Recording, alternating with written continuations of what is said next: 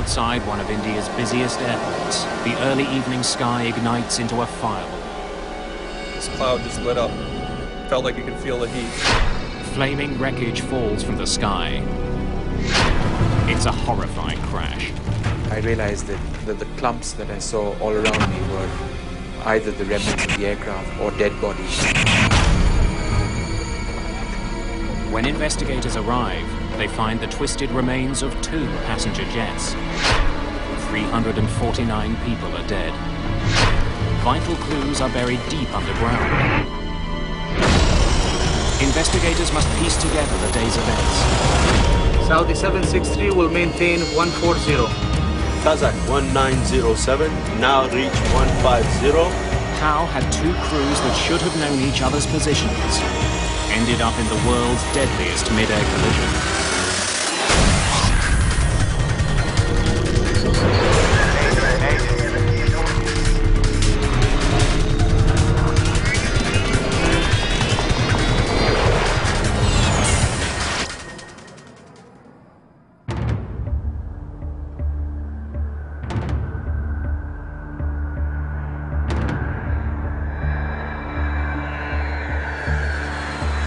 Indira Gandhi International Airport, New Delhi. A gateway to India.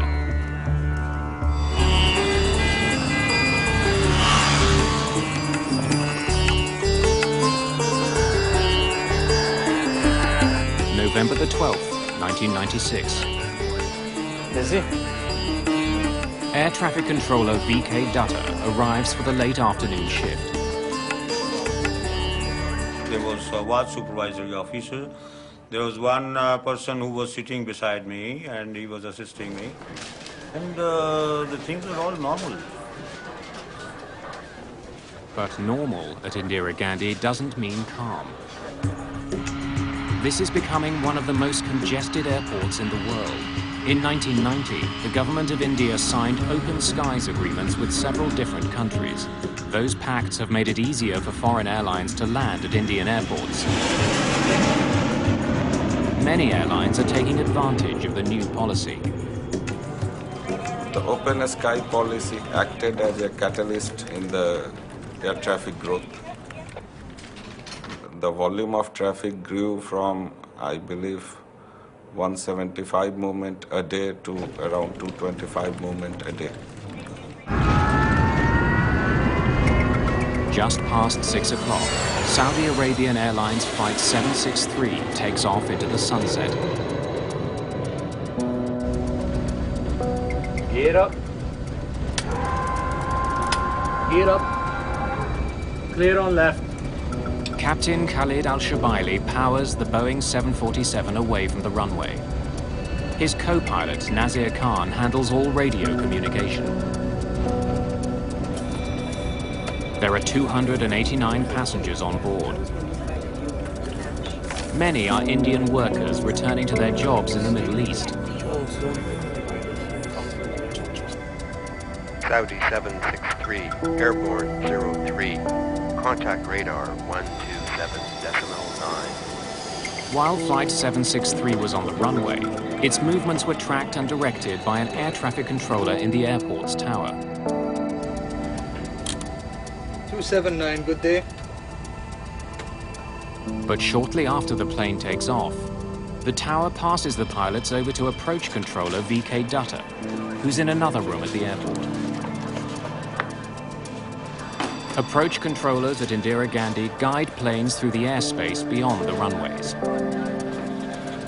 They're in charge of all arriving and departing flights within 110 kilometers. The approach controller normally is responsible for arrival and departures of the aircraft, which are coming in. They are safely and expeditiously, they are brought to the final approach. Tonight, Dutta is controlling 5 flights. Some of these are leaving the airport, while others are coming in. His task is to keep those planes spaced safely apart, but not so far apart as to cause any delays. Saudi 763 approaching flight level 100. Roger, climb, flight level 140. Clear to climb 140, Saudi 763. This evening, a United States Air Force cargo plane is coming in for a landing. Even though it's an Air Force jet, this flight is Dutter's responsibility. I think we probably had 3 or 4 back and forths with the controller where he was verifying our altitude or checking on our altitude, telling us about other traffic in the vicinity. Saudi 763 approaching 140 for higher. Saudi Flight 763 reaches its last assigned altitude of 14,000 feet. The pilots request permission to fly higher. Roger, maintain flight level 140. Stand by for higher. In order to coordinate incoming and outgoing traffic, Dutter wants the Saudi flight to stop climbing. Saudi 763 will maintain 140. Dutter is concerned with another plane, now flying east for a landing at Indira Gandhi Airport. It's a passenger jet operated by Kazakhstan Airlines. The Ilyushin 76 is a massive Russian plane. Originally built for the military, a modified version is now widely used as a commercial airliner. Dutter wants it to pass over top of the Saudi flight before landing. After that, he'll let the Saudis continue their climb. They were supposed to cross maintaining 1,000 feet of separation. Kazakh 1907, now reaching 150, 46 miles from Delta Papa November. Roger, maintain flight level 150. Identify traffic 12 o'clock reciprocal, Saudi Boeing 747. Dutter doesn't want the Kazakh flight to be surprised to see the Saudi jet.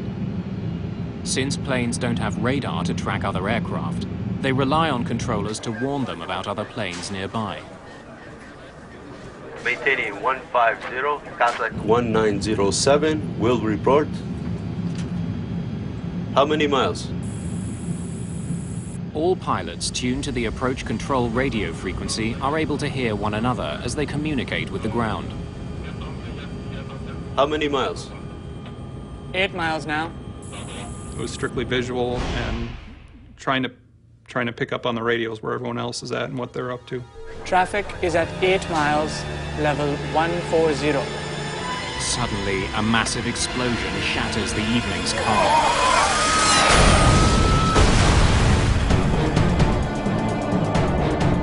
All at once, out of the right side of the window, right side of the cockpit, this cloud just lit up.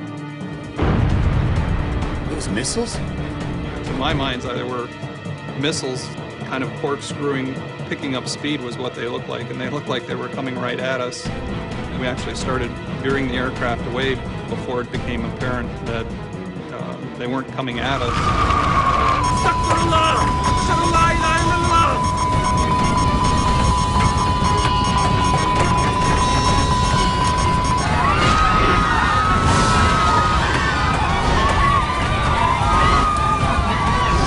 The Saudi Airlines jet spirals towards the ground. Billy, this is 1815. 1815, say again? Got on the radio right away, called the controller. We saw something that looks like a big explosion. Then it struck to me that something has gone wrong.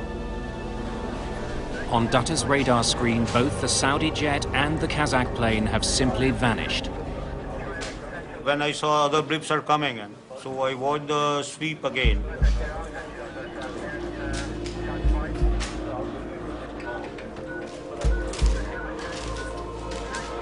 But they were not there at all. We then heard the controller call for the Saudi Air jet and the Ilyushin. Saudi 763? With no response. That was obviously very bone-chilling. Something tragic has happened in the skies near New Delhi's airport. VK Dutter is about to become the target of an investigation into one of the deadliest plane crashes of all time. Kazakh 1907, report your position.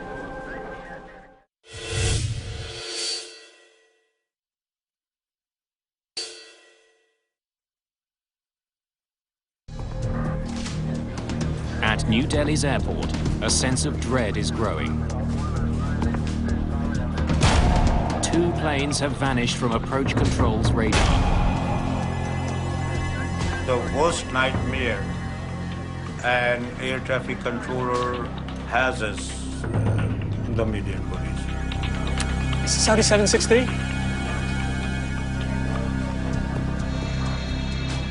Together, the 2 missing planes were carrying 349 people.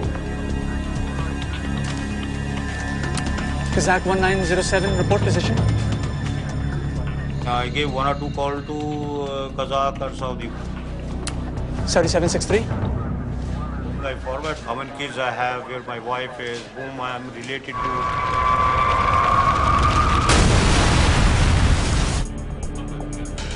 US Air Force pilot Captain Tim Place soon confirms the worst. Delhi, this is 1815. 1815. What did you see? 2 distinct fires on the ground. 2 fires on the ground. Confirm? Confirm. Confirm. Roger. My senior came to me, so I told him the accident happened. I told people who were to do search and rescue that the aircraft have crashed at 40 nautical miles west of Delhi. 2 planes have gone down over Chakri Dadri. Chowki Dadri is a town 65 kilometers west of New Delhi.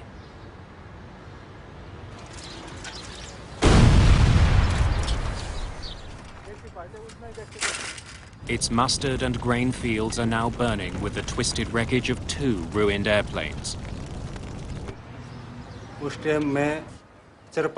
All of a sudden, the sky turned a bright red color, and I saw fire and smoke. I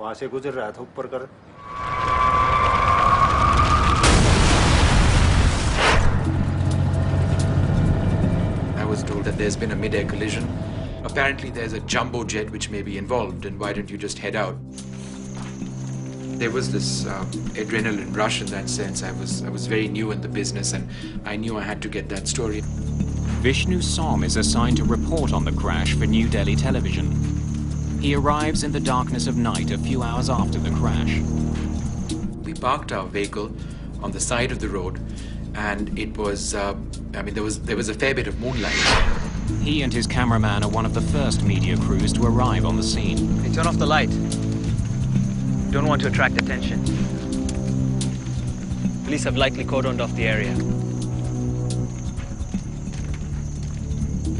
I stepped onto the field, and I thought it was a fallow field. Nothing was growing over there because it was just sand.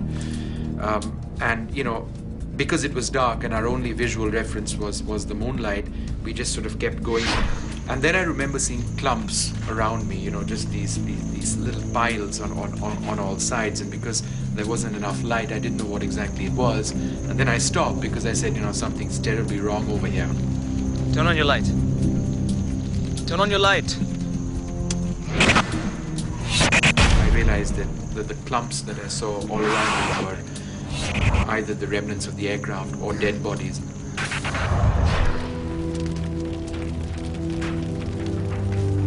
As night turns to day, hope of finding any survivors fades. None of the passengers aboard either plane has survived. 349 people are dead. It's the worst mid-air collision of all time. News of the crash spreads around the world. What remains clear is that there was more than one set of factors that might have resulted in the collision. We have 2 very separate wreckage fields. Captain KPS Nair is one of the first investigators on the scene.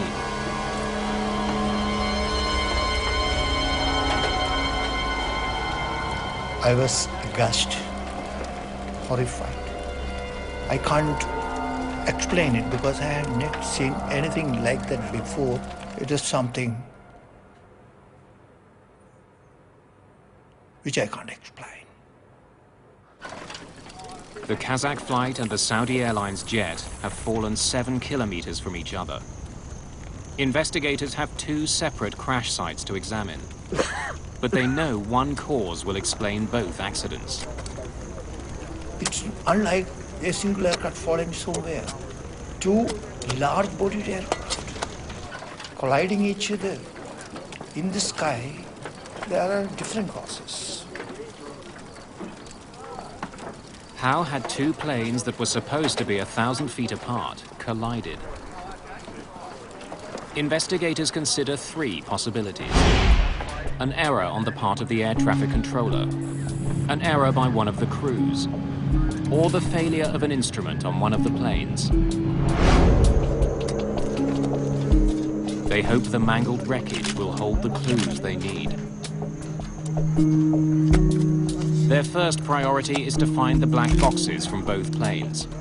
They record cockpit conversations along with critical data about the flight, like its altitude, speed, and heading. Although fire has ravaged the wreck sites, the black boxes from both planes are found on the first day of the investigation.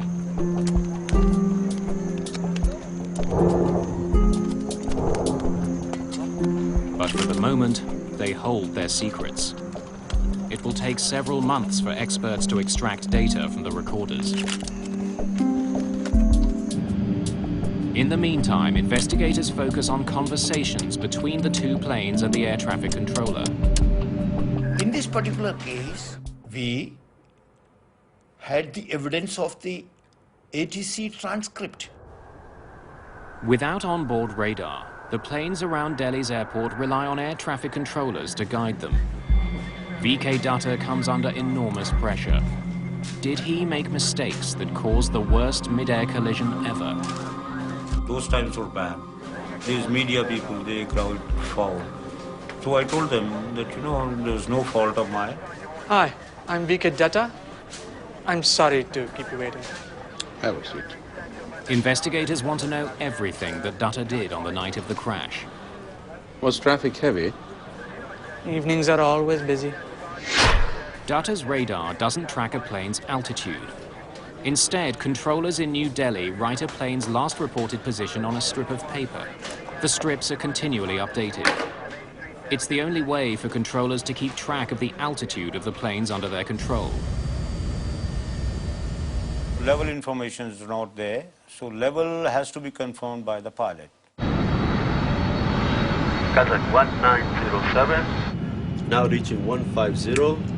Air traffic controllers can only know a plane's altitude when the pilots report it. Are these your notes? Yes, sir. This is the Kazakh one, and this is the Saudi one.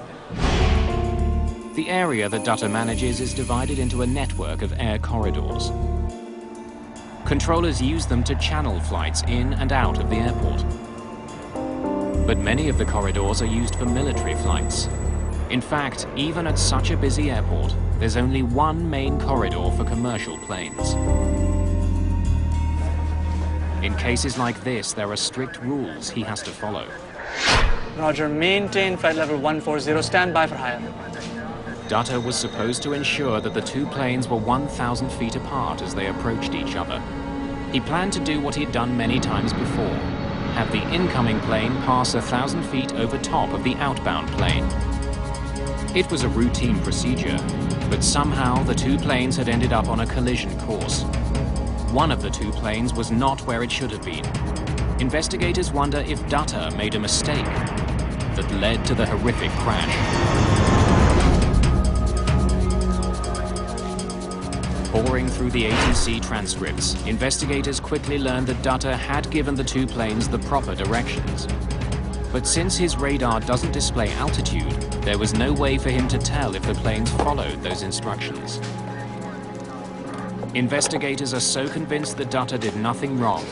Thank you. That 3 days after the crash, he's back on duty. Then my family and other people heard this. There was a little sigh of relief that, our guy is safe. Investigators return to the crash site. They are hoping to recover certain instruments from the 2 aircraft. Perhaps a mechanical failure had led one of the planes off course. Normally, the altimeter would have stopped at that point where the accident took place. And we wanted to know what altitude they were registering at the time of the accident. But the Saudi cockpit has plunged deep into the ground. The accident investigation becomes an excavation. Machines had to be brought in, excavators, to dig up and lift the cockpit of the Saudi aircraft. The altimeters of the Kazakh flight are easier to find. That plane didn't crash nose first. There's some chance there are clues about its exact altitude at the time of the accident. When they're pulled from the wreckage, investigators discover that there is indeed something strange about the altimeters. Both the captain and the co-pilot have an altimeter in front of them, but in this case, they do not have the same reading. There was a difference between the two by about 300 feet. Strange. Perhaps the conflicting altimeters had led the crew off course. But the difference in readings may simply have been caused by the force of the crash. At this point, investigators don't know. Mostly there and there, as close as you can get it. Investigators need to discover which of the two planes was at the wrong altitude. They explore other evidence. The pattern of the damage on the two planes may help answer a critical question. What was the relative angle between the two aircraft at the time of their contact?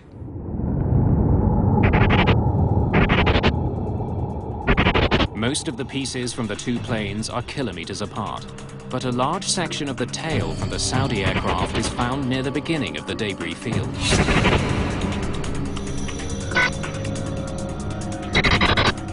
This suggests it was one of the first pieces to come off that plane.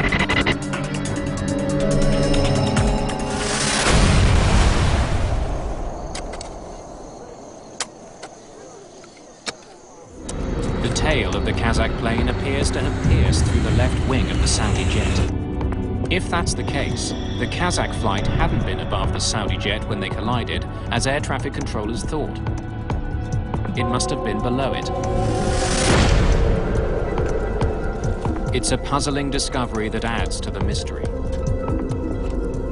Investigators still don't know which plane was in the wrong airspace. What they do know is that once the two planes hit, there was no hope for either crew. After hitting the other plane's wing, the Kazakh plane's tail tore through the horizontal stabilizer at the rear of the Saudi 747. 5.5 meters of it is torn off. Without it, the Saudi crew can't control their plane. The result is the aircraft goes into uncontrollable spiral. And in this particular case, if I would say both the aircraft had got into that situation.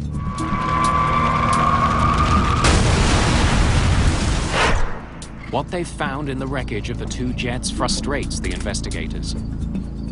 They now understand how the planes collided, but they still don't know why they were at the same altitude, or in fact, what altitude they collided at.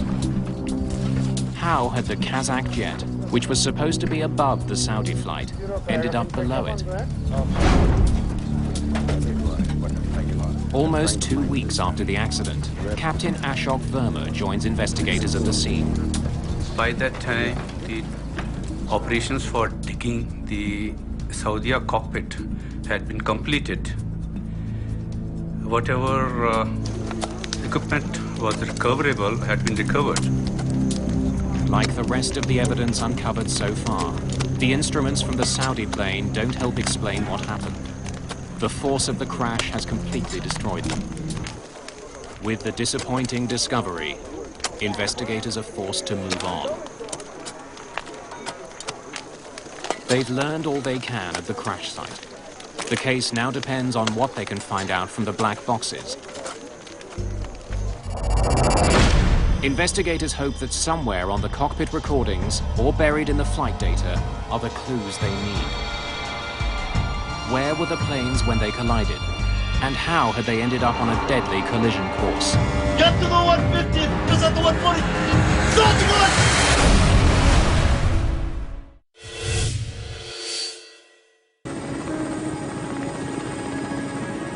It's been 3 months since the mid-air collision of 2 passenger jets near New Delhi.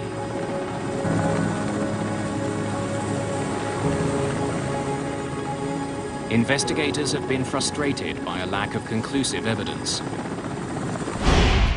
They hope the plane's black boxes will help them solve the case.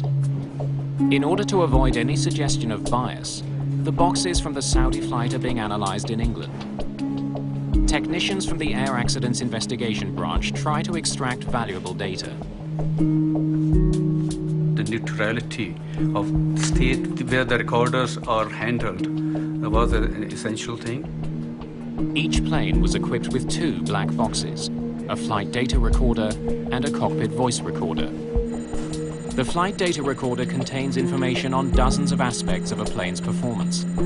Among them, the altitude, the airspeed, and the changes pilots make to the flight controls.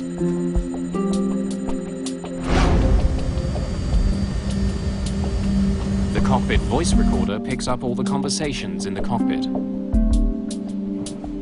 279, good day. As investigators try to learn more about the collision near New Delhi, they use the information stored on the black boxes to make a chronology of events. Peter Shepherd is head of the recorder section of the Air Accidents Investigation Branch. He'll work backwards from the moment of impact. The point of collision is reasonably well defined by rapid changes in parameters on each aircraft. If we make that our time zero point, we can then relate that to the individual times and build up a common time base. First, Shepherd and his team concentrate on the Saudi 747. Saudi 763 approaching 140 for higher. Roger, maintain 140. Stand by for higher. Saudi 763 will maintain 140. The CVR reveals that the Saudi pilots received clear instructions about their altitude and seem to have understood them. After being told to hold at 14,000 feet, there was no discussion of climbing to a higher altitude, which would have taken them into the path of the Kazakh flight.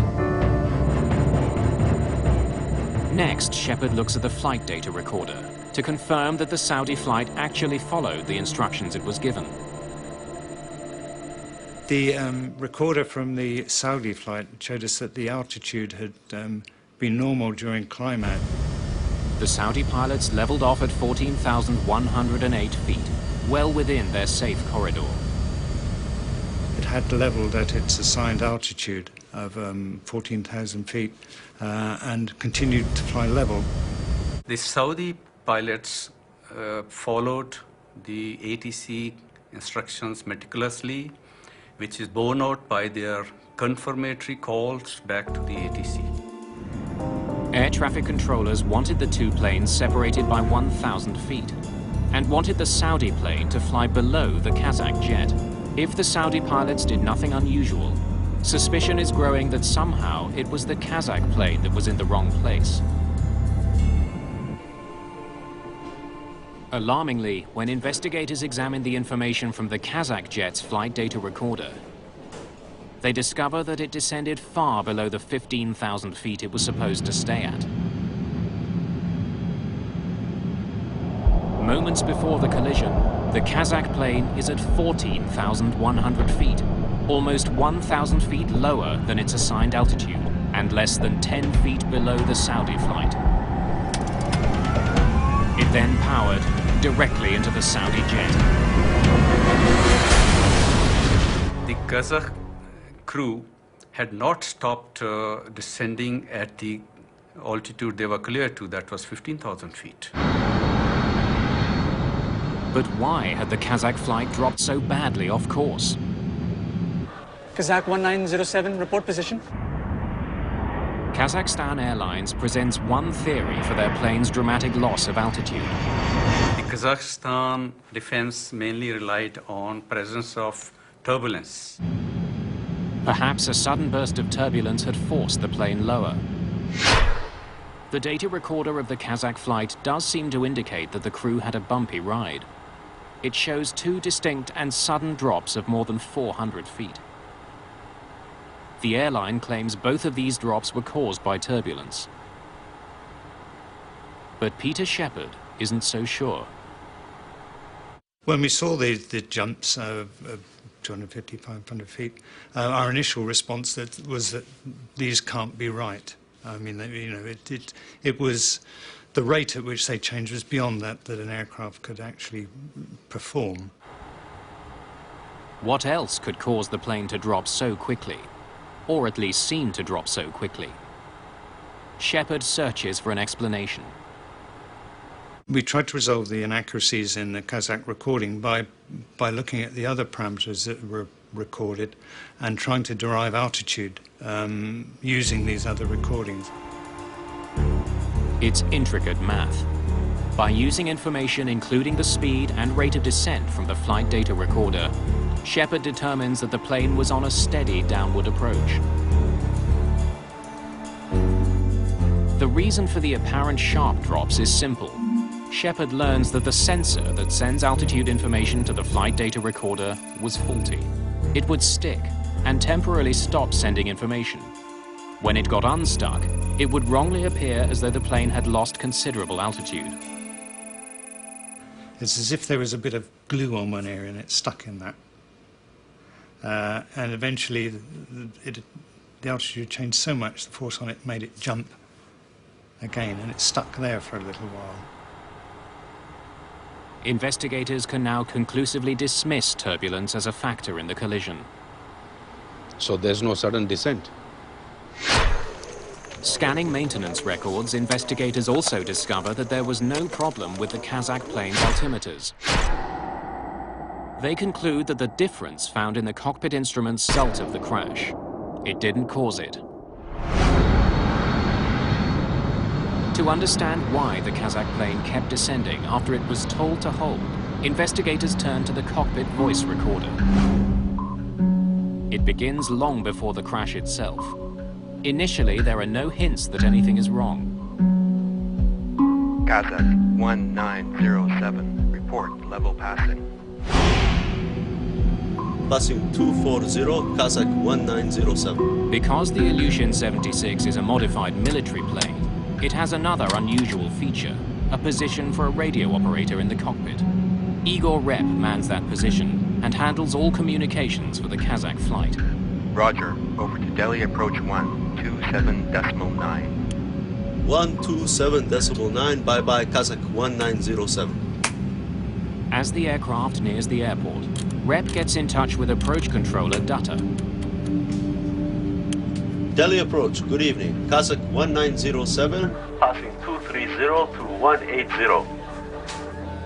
I told Kazakh to descend and maintain flight level 150. That is 15,000 feet. Roger, Kazakh 1907. Descend flight level 150. Report reaching. 1,000 feet vertical separation is sufficient, and that was granted to the two aircraft.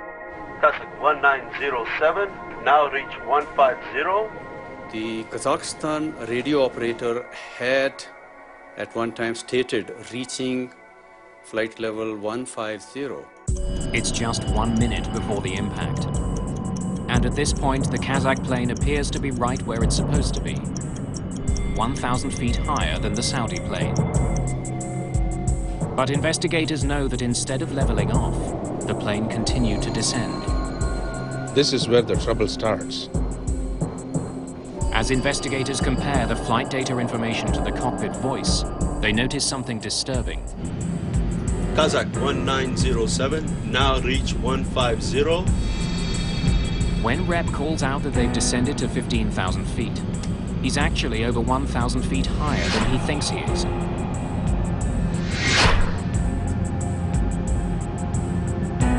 Investigators wonder how he could make such an enormous mistake. Why would he say he was at 15,000 feet, when in fact he was at 16,000? They consider the layout of the cockpit. A radio operator does not have its independent altimeter. There are two metric altimeters fitted in front of one each in front of the pilots. With some effort, the radio operator could also see this. Whatever the reason, Rep is mistaken about his plane's height, and he's the only one in contact with the ground. Despite being told to remain at 15,000 feet, the plane continues to descend. As it does, Dutta issues a warning to the Kazakh pilots. Identified traffic, 12 o'clock reciprocal, Saudi Boeing 747 and 10 miles. Likely to cross in another 5 miles. Report if in sight. He tells them to watch out for the Saudi flight, but the Kazakh jet just keeps flying lower. Ahead. Ahead. Just before the crash, Igor Rep seems to have recognized that the plane is now flying dangerously low. But his warning doesn't come in time. Keep the 150. Do not descend. Accelerate, Sanyo. The cockpit voice recorder proves what investigators found in the flight data. At the time of the crash, the Kazakh jet was trying desperately to get back on course. Get to the 150 because of the 140. Don't run! But investigators are still puzzled. Why had the Kazakh plane kept descending? After ruling out controller's error, ruling out the mechanical failure, you have to go further into details of human behavior during the operation of a flight. Kazakhstan is one of several now independent republics that used to be part of the Soviet Union. The national airline has a reputation at Indira Gandhi Airport. There was always a sense that, these were small fly-by-night operators essentially doing the charter business, and they didn't necessarily follow the conventions of modern Western aviation. We examined their background of knowledge of English language. The crew in the Soviet states, they pass English examination, but they're not fluent in spoken English. Verma now listens more closely to the cockpit voice recorder, looking for an indication that the crew misunderstood their instructions. Had a language barrier caused the crash? How many miles? Traffic is at 8 miles, level 140. Did the Kazakh pilots confuse their own altitude with that allocated to the Saudi aircraft? Report, 8 miles. Verma finds that members of this crew weren't communicating clearly with each other. Igor Rep was responsible for communication with the ground, but there's no indication that the pilot and co-pilot were listening to his instructions. Switch on, engine inlet heating. While the rest of the crew was busy discussing arrival procedures, Rep alone seemed to be occupied with their altitude. Now looking, 1907.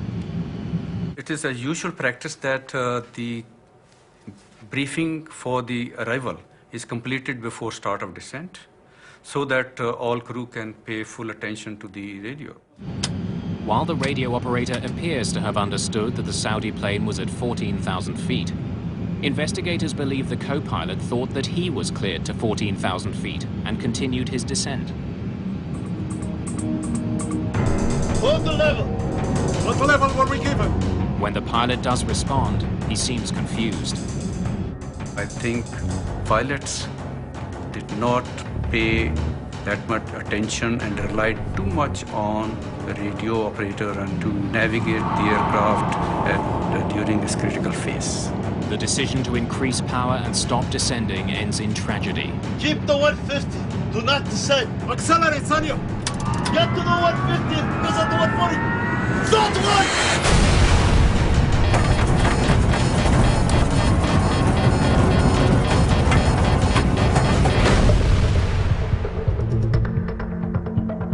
The final report points a finger squarely at the crew of the Kazakh plane. In the wrong place at the wrong time. A simple misunderstanding led to the deaths of 349 people. The investigation concluded that the primary cause of this mid-air collision was non-adherence to the authorized altitude allocated to the Kazakhstan aircraft. Investigators are confident they know what caused the worst mid-air collision in aviation history. But there are steps they want the industry to take to help make Indira Gandhi Airport safer. What they find is that the technology that could have prevented this accident was already at the airport.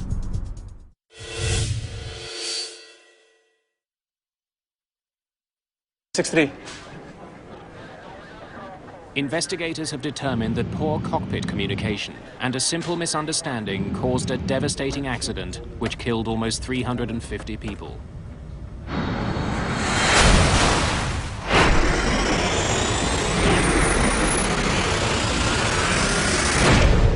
But technology existed that could have helped avoid this accident. Systems that would have helped both the pilots in the air and the controllers on the ground. Investigators are especially critical of the radar that was being used in New Delhi.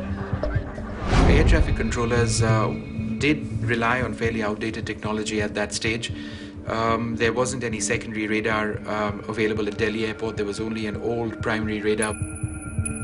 Primary radar sends out radio signals to locate airplanes in the sky. The signal bounces off the plane and back to a dish on the ground. It reads a plane's position, but not its altitude. The primary radar gives you 2D picture. Secondary radar works differently. A transponder aboard an aircraft sends a message to the ground with key information about the flight, including its altitude. Saudi 763 approaching flight level 100. Roger, climb, flight level 140. On the day of the collision, approach controller VK Dutta could only rely on what the crews told him about their aircraft's altitudes. Kazakh 1907. Now reach 150. The Kazakh radio operator said that they were flying at 15,000 feet, but Dutta had no way to confirm that. If he had known the Kazakh flight's actual altitude, he could have diverted the Saudi flight from its path.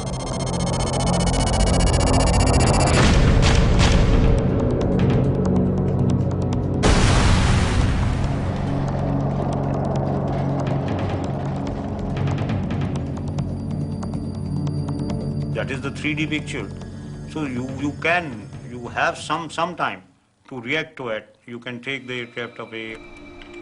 At the time of the accident, India had ordered a $118 million air traffic control system with secondary radar and more sophisticated communications and navigational equipment. The system had originally been scheduled to be installed 2 weeks before the accident. But on the day of the crash, the system hadn't even been unpacked. Secondary radar is an advancement on the primary radar. And in this particular case also, by getting the altitude information, it could have been possible that the accident of this nature could have been avoided. In the year following the accident, there would be 3 near misses near Indira Gandhi Airport. It would take more than 2 years for the secondary radar system to be installed. Today, controllers at Indira Gandhi International Airport see an airplane's flight number, altitude, and heading. It's far more information than controller VK Dutta had available to him on the day of the accident. Experts believe another piece of technology could have helped prevent the collision. TCAS. TCAS equipment generates caution and warnings for the crew. It allows them time to react, draws their attention to the situation around, and it looks into the vertical separation. TCAS is a collision avoidance system that can be installed on board airliners. In many countries, the technology is mandatory. It alerts pilots when other flights are coming too close. The system also automatically tells them what evasive action they should take. Neither plane was equipped with TCAS. The Indian Airports Authority has also made the airport safer by redesigning the air corridors coming and going from the runways. At the time of the collision, there was one main air corridor for commercial planes landing and taking off from Indira Gandhi International Airport. With the increase in air traffic, that single corridor was becoming too crowded. In the wake of the accident, more air corridors were open for commercial flights. In general, aviation safety standards has improved. The concern for the safety has improved. Out-of-date technology and poor communication led to this crash.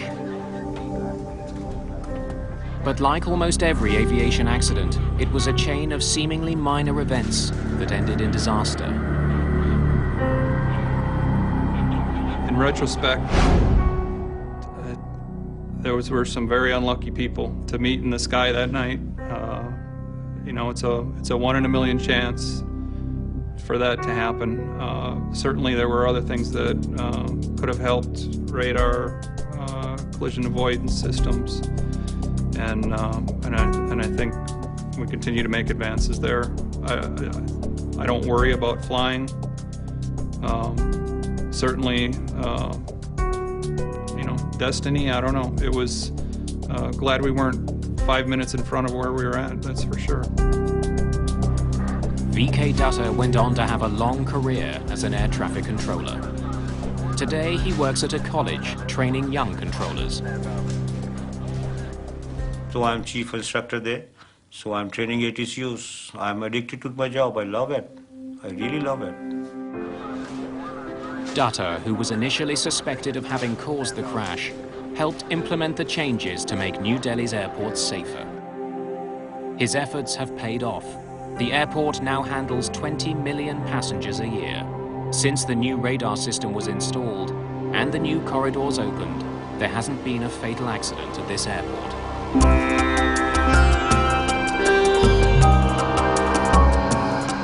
Brand new air crash investigation continues this big new Monday at 9. Details coming up.